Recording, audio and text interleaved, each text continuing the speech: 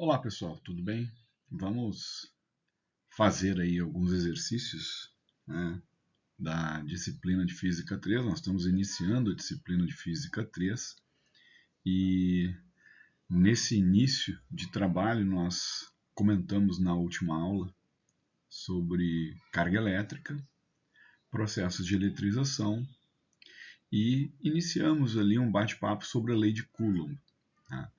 Então, depois desses primeiros momentos, né, passamos uma lista de exercícios e com a ajuda da calculadora, né, então com a calculadorazinha aqui, vamos tentar resolver essas questões. Tá? Então vamos lá, vamos passar aqui para ver qual foi a primeira questão a ser cobrada. Então tá ali, quantos elétrons devem ser retirados de uma moeda para deixá-la com uma carga de 8 microcoulombs? Tá? Então eu estou aqui com a mesa digital, então vamos lá. Ó. Então você tem a carga, tá? É dado por N vezes E. Eu desacostumei a usar a mesa digital desde a pandemia que não uso, então vamos lá. Ele quer que a carga seja de 8 microcoulombs. Então vamos lá. 8 micro, né? 10 na menos 6. Então 8 vezes 10 elevado a menos 6 é igual a N, que ele quer saber o número de elétrons que nós vamos retirar. E o valor da carga elementar, né? 1,6 vezes 10 elevado a menos 19. Pronto. Pronto. Então vamos lá. N igual. Então 8 vezes 10 a menos 6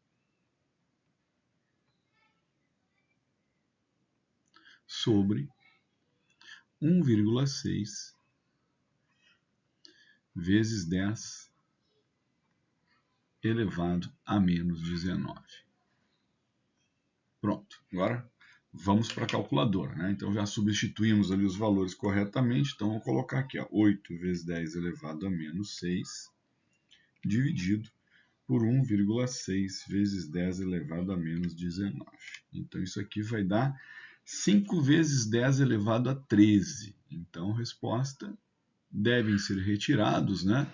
5 vezes 10 elevado a 13 elétrons. Tá? Então, quando você retirar 5 vezes 10 elevado a 13 elétrons de uma moeda, ela vai ficar com uma carga de 8 microcoulombs. Beleza? Tá, então, a primeira questão aí, acho que sem maiores dores de cabeça, utilizamos, né, a quantificação, né, a quantização da carga. Foi dado o valor do corpo, né, já com a carga, né, e é isso, eu queria saber quantos elétrons foram retirados. Então, essa primeira questão aí está resolvida. Vamos para a segunda questão. Tá? Então, vamos ver aí a segunda questão, quantos megacoulombs, né, existem em 1 mol de hidrogênio gasoso molecular neutro. Então, o que vai acontecer aí agora? Tá? Vamos lá. Ora, o que você tem que observar? Né? Então, vamos lá. Ele está falando de hidrogênio gasoso. O hidrogênio gasoso é o H2. Então, o H2 ele tem 2 prótons e 2 elétrons. 2 prótons e 2 elétrons. Tá? Bom, então vamos lá. Primeiro vamos determinar a carga, né? Então a carga Q é igual a N vezes E. Tá? Então a gente vai determinar a carga aí, né, de 2 elétrons. Vamos colocar 2 elétrons aí. Então, Q igual a N igual a 2, poderia ser 2 prótons também, né? Vezes 1,6 vezes 10 elevado a menos 19. Pronto. Então você vai ter que a carga elementar, né, corresponde a 3,2. Isso não precisa de calculadora, né? 3,2 vezes 10 elevado a menos 19 coulombs. Pronto. Só que ele está falando de 1 mol. Né? Quando fala aí de 1 mol, a gente tem que utilizar o número de Avogadro, né?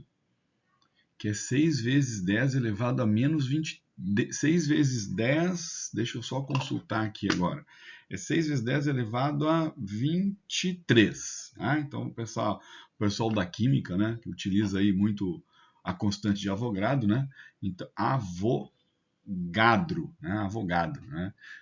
O pessoal da química que utiliza esse número, então vai ter que consultar para poder fazer a multiplicação, porque ali você tem o número de elementos por mol, né? Então, o que você tem que fazer? Então, você sabe que o Q total, o Q, né, para 1 mol, Q para 1 mol é a quantidade de carga que você obteve, né, para os 2 prótons ou os 2 elétrons, vezes a constante de Avogadro. Então, está aqui, CAV. Tá? Então, Q para 1 mol, é igual a 3,2 vezes 10 elevado a menos 19 vezes 6 vezes 10 elevado a 23. Pronto. Então o Q para 1 mol, vamos lá, calculadora de novo, né?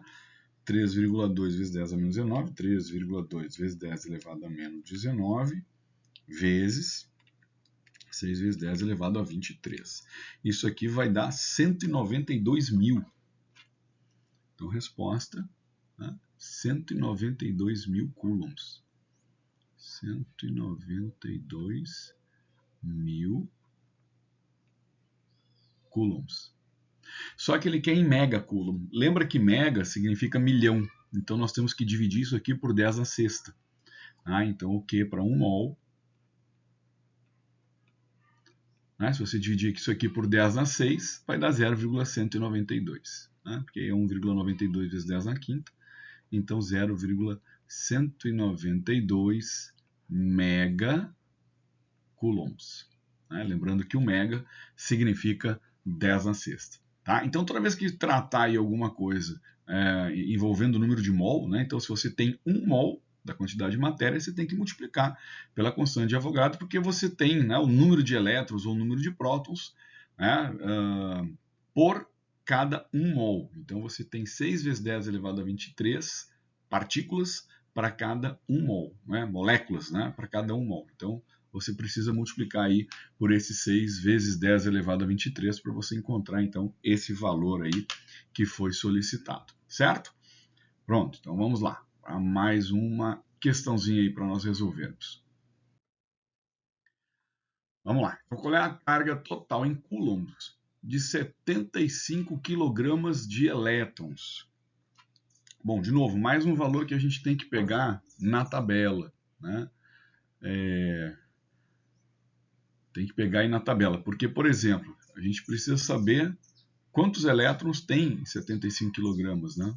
Então, você sabe que um elétron, né, tem 9 vezes 10 elevado a menos 31 kg. Tá? Então, vamos começar a colocar aí as informações de tabela. Tá? Então, vamos lá. Ó. Um elétron, ele tem uma massa de 9 vezes 10 elevado a menos 31 quilogramas. Isso aí, tá, é a massa de um elétron. Tá? Você pode ser até mais detalhista se você quiser. Ó. Quer ver? Vamos pegar aqui o celular. Peraí, vamos pegar o celular. Né? Ou então, pode ser pelo celular mesmo. Vamos ver aqui. Ó. Massa do elétron. Então, só para a gente... Massa do elétron. 9,11, se não me engano, vezes 10 elevado a menos 31. Vamos lá, vamos lá. Tá demorando que o celular está desligado. Então vamos ver aqui. Pronto, conectou. Vamos lá, meu filho. Qual é a massa do elétron?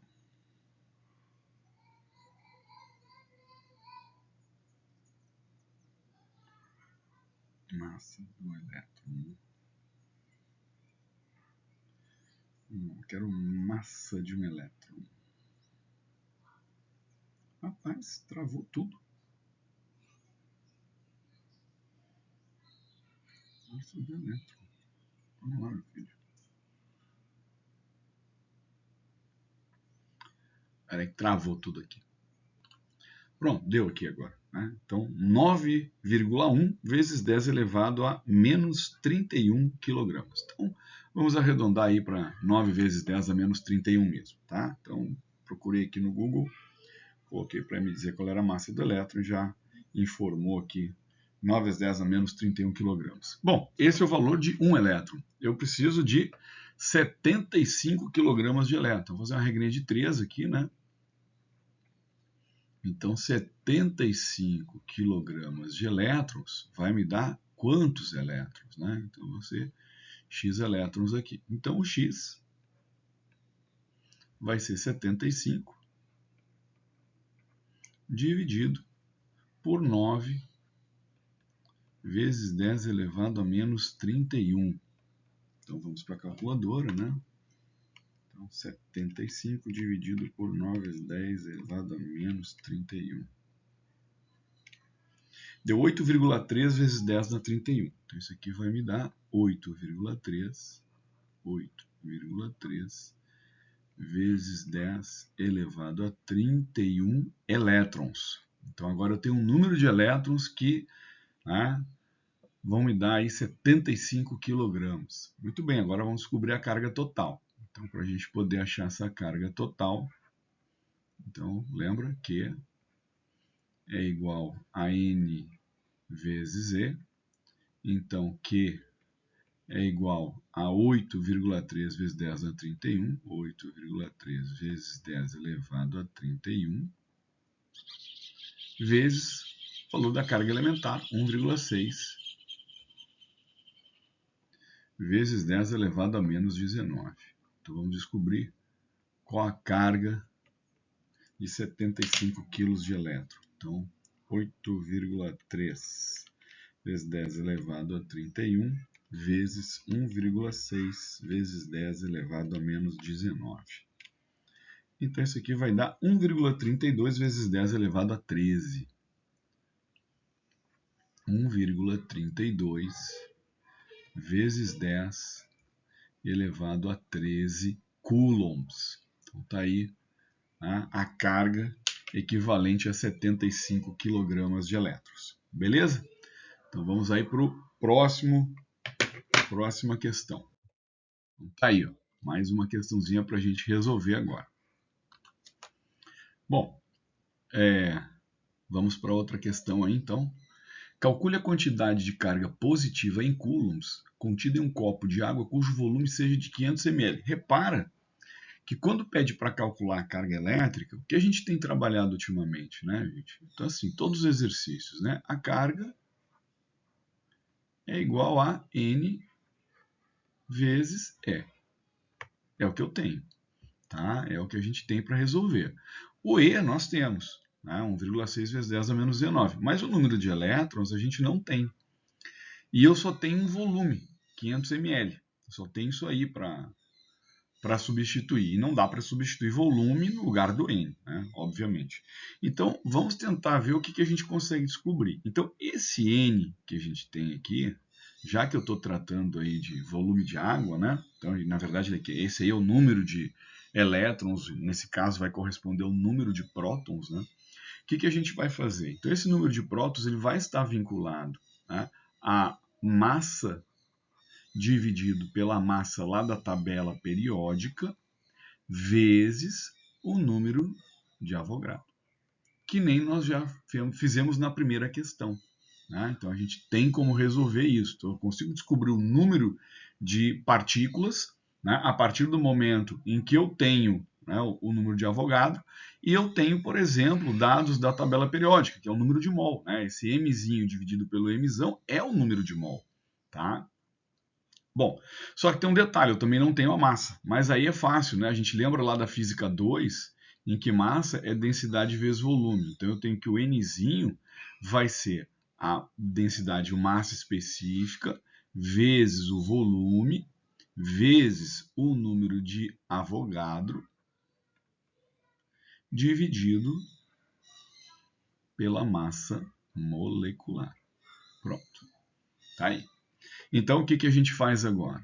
Então, agora a gente vai jogar isso daí lá na fórmula geral. Então, Q é igual a densidade vezes volume vezes o número de Avogadro vezes a carga elementar, tudo isso sobre a massa molecular. Lembrando, né, que se nós estamos trabalhando com água, você tem aí H2O, né? Então você tem 2 do hidrogênio e 8 do oxigênio. Então nós vamos multiplicar isso daí por 10. Tá? Então nós vamos multiplicar por 10, né, para poder ter esse valor aí correspondente, né, ao número de partículas, né? Número de cargas, né? Número de matéria, né? O elétron ou o próton, tá? Então, nesse caso, o próton, né? Então, quando você trabalha com uma molécula de água tem 10 prótons. Né? Como a gente está falando aí de trabalhar com 500 ml, eu preciso definir esses valores aí equivalentes a 500 ml. Então, agora, a gente vai tentar colocar os valores aí de acordo com aquilo que a gente utiliza, né? Então, por exemplo, tu sabe que 500 ml corresponde a meio litro, tá? Então, meio litro, vamos trabalhar aí, se for interessante, né? A gente pode trabalhar com a densidade quilograma por litro, tá? Então, vamos colocar a densidade da água como sendo meio litro mesmo. Eu vou até colocar as unidades de medida para a gente saber o que a gente precisa fazer. Então, densidade da água, né, massa sobre volume, densidade, então o volume é de meio litro, a densidade da água é de 1 kg por litro. Eu estou invertendo, né? Peraí, deixa eu fazer direitinho isso aqui, peraí, rapidinho. Pronto, vamos fazer o negócio direito, né? Então, densidade 1 kg por litro, vezes o volume, meio litro. Então, vezes o volume, meio litro. Pronto. Vezes o número de Avogadro. Então, vezes 6 vezes 10 elevado a 23. Vezes 1,6 vezes 10 elevado a menos 19. Vezes 10. Tudo isso, aqui é carga por mol, né? Aqui é coulomb e aqui é o número de quantidade de matéria, né? O litro com litro vai cortar.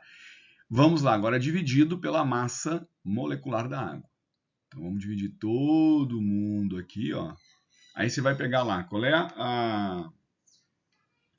a massa molecular da água? O oxigênio, né? Então o oxigênio, se você procurar lá na tabela periódica, né? Você tem que pegar agora de novo mais uma informação para buscar encontrar essas massas moleculares, né? Então vamos de novo pegar esses dados aí para resolver, tá? Então, como eu falei, né, você pega na tabela periódica lá, e aí, se você lembrar, se você pegar lá o elemento hidrogênio, ele tem 1, né, a massa molar dele, né, massa molar é 1, tá? Água, 2 hidrogênios, então você tem 2 gramas por mol, tá?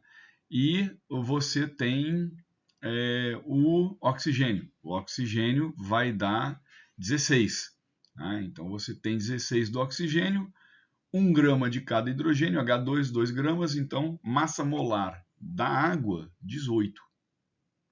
Então aqui dividido por 18, tá? Então aí agora a gente vai conseguir fazer essa continha e descobrir qual é a carga, né, positiva, né, a quantidade de carga positiva em coulombs que você vai ter em meio litro de água. Então vamos lá, fazer essa multiplicação aí. Então pega lá 0,5, né? Então 0,5, já vamos começar logo ali, 0,5 vezes 6 elevado a 23, vezes 1,6 vezes 10 elevado a menos 19, vezes 10, pronto, dividido por 18. Então, esse aqui vai dar 26.666. Então, uma carga de 26.666 coulombs. Então, essa é a carga, né, positiva que você tem, né, quando coloca meio litro de água em um copo. Né? Então, você está ingerindo aí 26.000 coulombs, né, de prótons, né, de carga positiva nessa questão solicitada aí. Beleza? Então, mais uma questãozinha resolvida aí para nós. Então, acho que é um problema tranquilo, né? Então, assim, o aluno tem que ficar atento com a questão da química, né? Então, lembrar desses detalhezinhos, né, que você está utilizando no exercício, né? Então, colocamos ali, tu vê, ele deu volume em mililitros, né? Então, a gente transformou para ali. Tem um detalhe, pera aí, gente. Tem um detalhe. Olha só. Eu coloquei aqui a massa em quilogramas, ó. Densidade 1 kg por litro, porque eu transformei aqui os 500 ml em litros também. Então, aqui, o que eu tenho aqui em cima está em quilogramas. E esse 18 aqui eu coloquei em gramas, então para um pouquinho. Então, a gente tem que colocar aqui 18, ó, cuidado, hein, viu? É bom sempre revisar a questão, né? Vezes 10 elevado a menos 3, ó. Tá? Porque é 18 gramas por mol, né? Então, 18 vezes 10 a menos 13. Então, essa resposta que eu encontrei aqui, deixa eu pegar o mouse para agilizar. Essa resposta que eu encontrei aqui, vamos tirar aqui esses, eu preciso multiplicar por 10 ao cubo. Né? Então, isso daqui que eu encontrei, vezes 10 ao cubo. Tá? Pronto. Tá? Então, você tem aqui quilo, né? 26.000 mais 1.000. Então, pode dar a resposta como a gente fez lá no primeiro exercício, né? Megacoulomb. Então, 26,6 megacoulombs. Pronto, tá aí. Tá? Então, tá aí a questão. Então, cuidado, né? Ó, aqui tá em... Se você deixar só o 18, vai ficar em gramas. Né? Então, isso aqui eu passei para quilogramas. Ó, que aí eu vou poder cortar esse quilograma daqui de cima com esse quilograma daqui de baixo. E vai ter o coulomb daqui, né? Então, esse coulomb daqui é o que vem para a resposta aqui. Tá? Então, cuidado aí, né, na hora de fazer a continha. Que bom que a gente revisou aqui esse último passo, né? Porque senão daria errado aí, ficaria errada a nossa resposta. Então, lembrar que a massa foi dada em quilogramas lá na densidade, né? Quilograma por litro. Então, a massa molar aqui tem que ser em quilogramas também. Beleza? Então, acho que agora tudo certinho. Vamos para a próxima questão aí. Vou dar uma pausa rapidinho aqui. Bom, vamos lá. Então, determinar as componentes da força conforme o esquema abaixo. Aí, lembrar, né? Você tem dois corpos eletrizados.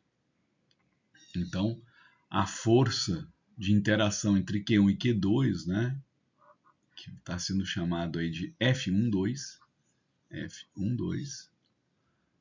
Você pode utilizar a constante eletrostática do vácuo, o K, né? K, Q1, Q2 sobre a distância ali, né? O vetorzinho ali, R ao quadrado. Isso aqui na direção, né, que une ali a carga 1 com a carga 2, tá? Então essa aí seria, né, a intensidade da força entre Q1 e Q2. Lembra que você pode utilizar também 1 sobre 4πε0. Então você também pode colocar, né, que F12 corresponde a 1 sobre 4πε0 Q1 vezes Q2 sobre R ao quadrado, na direção que une, né, essas duas cargas.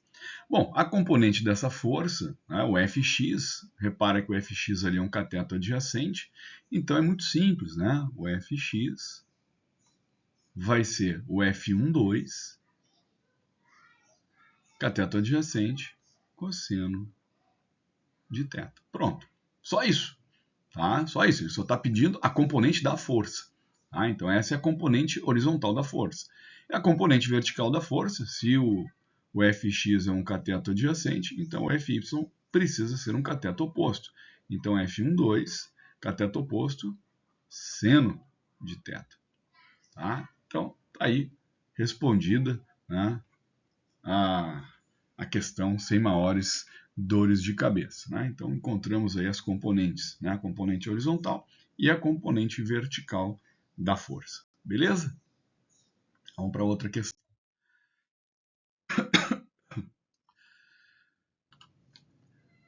Bom, então, como é que a gente resolve esse probleminha aí, gente? Vamos quebrar um pouquinho a cabeça. Na verdade, não é um problema difícil. Ele está dando uma dica muito boa aí no enunciado, que é você admitir que a tangente pode ser igual ao seno. Né? A tangente θ é igual a seno de θ. Nem é θ aquilo lá, né? É alfa que está lá no desenho. Tá? Mas tudo bem, é o ângulo. Tá? Então, ou seja, o ângulo é tão pequeno que a tangente desse ângulo seja igual ao seno desse ângulo. Então, o que eu vou fazer? Então, vamos lá. Deixa eu pegar um desenho aqui. Vou pegar esse desenho aqui e eu identifico o seguinte. Tem uma força elétrica que está repelindo para lá. Então, essa aqui é a força elétrica. Tem a força-peso que puxa para baixo. Está aqui a força-peso. E tem a força tensora que está aqui no cabo. Aqui a força tensora. Tá? Então, o que eu vou fazer? Eu vou construir os vetores de tal maneira. Lembra, eu sempre ensinei isso para vocês, inclusive lá na Física 1. Sempre procure pegar os vetores e trabalhar de tal maneira que você construa um triângulo. Né? Então, ó, eu fiz isso. Ó. Tá aqui a força tensora. Aqui é a força-peso e aqui é a força elétrica. Pronto. E aqui está o ângulo. Né? Vamos botar θ aqui, já que ele está falando de θ. Pronto, está ali o ângulo θ. Beleza? Bom, agora eu posso escrever a tangente do ângulo, né? Então vamos lá. Tangente de θ, vamos lembrar, né? Tangente de θ é o cateto oposto, que é a força elétrica. Cateto oposto, que é a força elétrica, dividido pelo cateto adjacente, que é o peso. Ó, peso. A força elétrica, lembra, eu não vou usar K, que é 1, K, que é Q, né? Eu vou usar 1 sobre 4πε0, porque eu estou vendo ali o 2π sobre ε0. Então, a resposta tem que ser dada em função de πε0. Então, vamos lá. 1 sobre 4πε0, né? Q vezes Q, então Q ao quadrado, sobre a distância, que é x. Então, x ao quadrado. Sobre x ao quadrado. Sobre o peso, que é massa vezes gravidade. Tá aí. Massa vezes gravidade. Pronto. Então, isso aqui, né, vai ficar como aqui para nós? Ó. Então, vamos melhorar esse negócio aqui. Então, vai ficar Q2, ó, Q2 sobre 4πε0, 4πε0, mg, x ao quadrado. Pronto. Então, tudo isso daqui é a tangente de θ. Agora vamos descobrir quem é o seno de θ. Né? O seno de θ eu vou usar de forma linear, porque apareceu um L ali, né? Repara que tem um L ali na resposta, né? Então eu vou ter que fazer com que apareça um L. Então eu vou pegar as dimensões lineares ali. Então o que é o seno de θ? O seno de θ... Opa, ficou ruim aqui, peraí. Deixa eu apagar esse troço aqui. Horrível isso. Vamos lá. Então, o seno de θ... Poxa... Vamos lá. Seno de θ. Lembra, o que é o seno de θ? É o cateto oposto, né? O cateto oposto vai ser a metade do triângulo ali, então, né? X sobre 2, dividido pela hipotenusa, que é L. Então, isso aqui vai dar X sobre 2L. X sobre 2L. Tá? Então, vamos lá. Ó. Repara, eu estou pegando metade do triângulo aqui, ó. Tá? Ó, metade do triângulo. Então, isso aqui vale X sobre 2. E isso aqui vale L, ó. Tá? Então, seno, cateto oposto, dividido pela hipotenusa. Bom, mas ele diz que seno é igual a tangente. Então, nós vamos igualar essas duas equações aqui. Ó. Então, vai ficar Q2 sobre, vamos lá, 4πε0, 4πε0, mgx ao quadrado é igual a x sobre 2L. Pronto. Bom, o que vai acontecer? Né? Nós vamos passar esse x ao quadrado aqui para cima para isolar o x e vamos passar esse 2L lá para o outro lado. Na hora que nós fizermos isso, você vai ter x ao cubo é igual a Q2L, Q2L sobre 4π ε0 mg. Pronto. Aí o que eu vou fazer? Eu vou cortar esse 2 aqui, ó, com esse 4 aqui, e vou tirar a raiz cúbica. Então, né, x é igual a Q2L sobre 2π ε0 mg, todo mundo elevado a 1/3. Pronto. Tá aí. Né? Então, encontramos aí a fórmula que ele pediu. Né?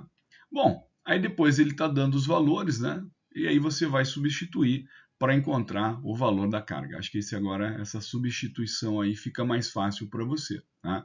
Então você vai deixar o x ao cubo, né? Porque como ele quer o valor de Q agora, o que você vai fazer? Você vai deixar o x ao cubo.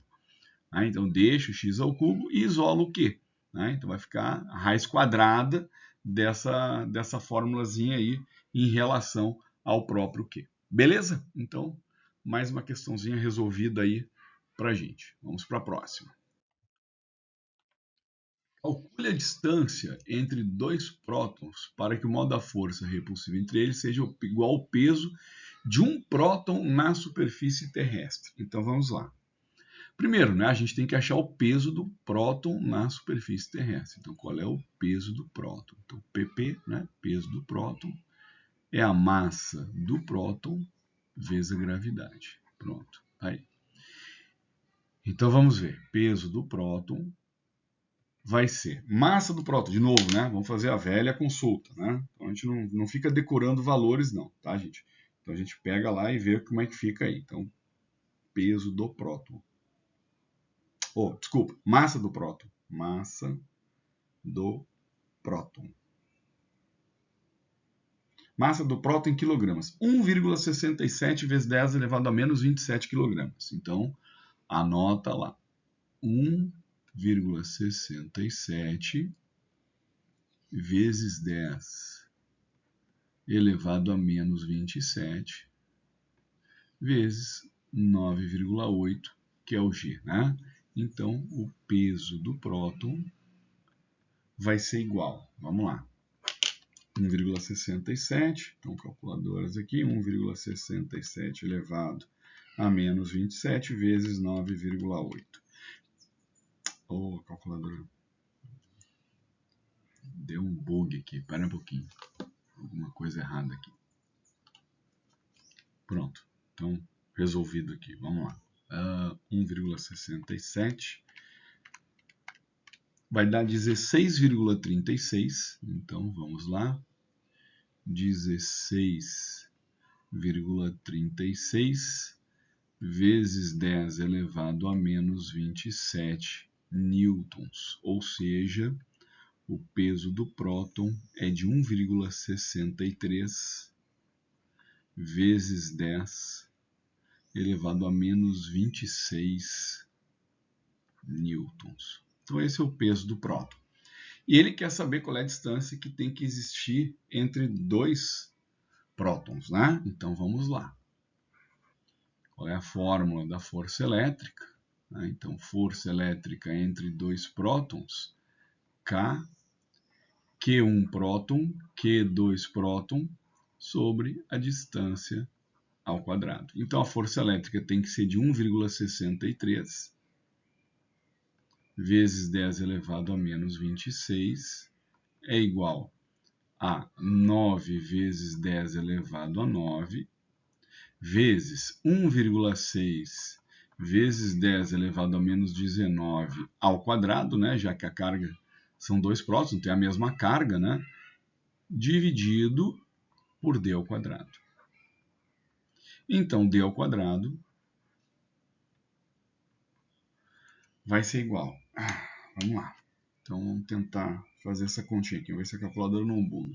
Então, 9 vezes 10 elevado a 9 vezes, abre parênteses, 1,6 vezes 10 elevado a menos 19 ao quadrado, dividido por 1,63 vezes 10 elevado a menos 26. Pronto, vai dar 0,014. Então, isso daqui deu 0,014.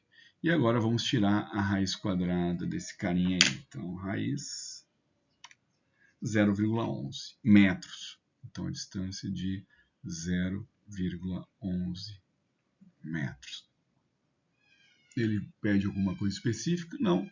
Então, 0,11 metros ou 11 centímetros, né? Se você preferir, tá?